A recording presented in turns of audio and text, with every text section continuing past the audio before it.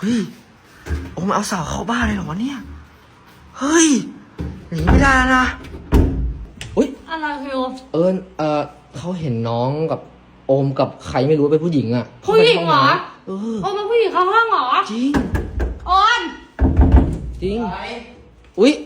แล้วเปิดทำไมเนี่ยจะเข้าห้องน้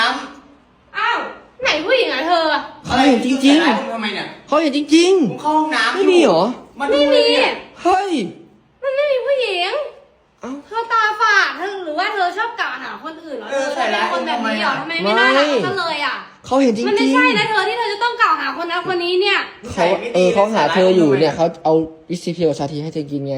ผิวจะได้สวยๆ ทำไมไม่โชว์มาให้อ่ะ เป็นแฟนก็ต้องดูแลกันดิ อยากให้ผิวขาวผิวสวยมึงก็ต้องดูแลให้กูดิ แต่เขาเห็นจริงๆ ผู้หญิงอ่ะ อย่าเปลี่ยนเรื่อง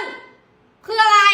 โทษคนอื่นว่าคนอื่นแล้วมึงยังมาพูดอย่างนี้อีก นิสัยไม่ดีใส่ร้ายคนอื่น ไปโชว์ให้กูถ้าอยากดูแลอะ ครับ